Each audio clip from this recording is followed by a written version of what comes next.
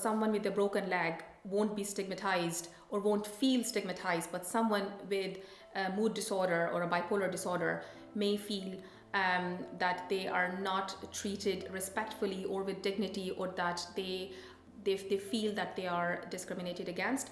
So it's very important for us to get education and awareness about mental disorders, and we should actually facilitate honest conversation and open conversation, and we should talk about mental health issues openly rather than hiding them.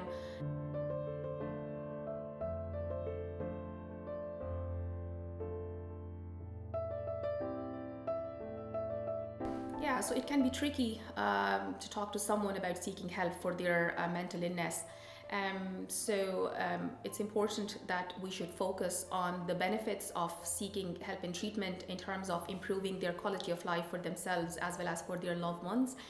It's also important not to use the language that might dismiss their feelings, or not to be overly pushy or forceful for seeking treatment, but just approach with support and empathy. So there are certain things that you should never say to someone who is suffering from a mental illness. For example, "Oh, sure, you'll get better," or that "you're just imagining it," or that "other people's have it worse," or "my so-and-so had similar experiences and they got treatment from so-and-so and they got better," in terms of giving advice about non-professional help or some herbal remedies. It's very important not to dismiss their feelings and not to make them feel judged. So it's important not to minimize their feelings or dismiss their struggle or compare them to other people.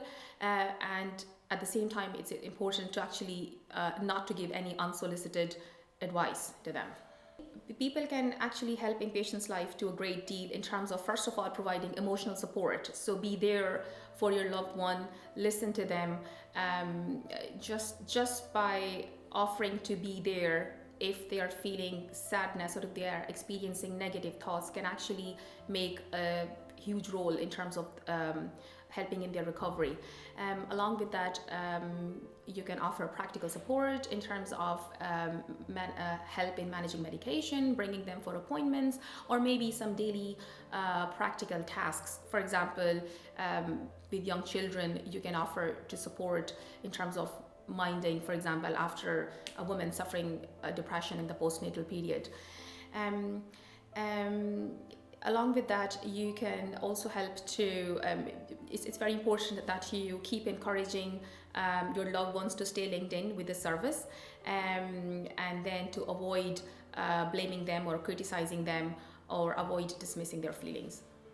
So stigma is a big thing that's associated with the mental illness. For example, someone with a broken leg won't be stigmatized or won't feel stigmatized, but someone with a mood disorder or a bipolar disorder may feel that they are not treated respectfully or with dignity, or that they feel that they are discriminated against.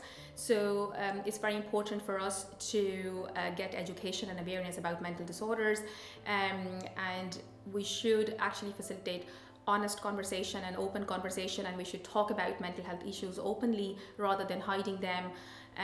It's very important that you don't label the person. For example, rather than saying someone is alcoholic, you should say a person with alcohol issues.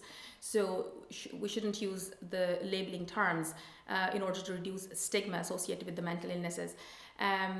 We should foster a culture for inclusion of patients who suffer with mental illness into different activities. Just recently, I'm actually treating a patient with bipolar disorder who has huge stigma associated with the diagnosis of bipolar disorder or with the use of the medication that are used to treat bipolar disorder. And it is making very difficult for us as the treating team, as well as for his family, to navigate how to go ahead. So mood disorders are frequently comorbid with other disorders, for example, anxiety disorder or substance misuse or personality disorders. Most of the time, the medication that are prescribed for mood disorder also address, say for example, anxiety disorder or sometimes difficulties in the personality disorder. But again, it's very important to have the correct diagnosis. And also with the comorbid disorders, it's important that we need to address the underlying substance misuse, which could actually fuel the mood disorder. The substance misuse can actually be a risk factor for the mood disorder, and it can be a consequence of the mood disorder. So it's important to understand the chronology of events.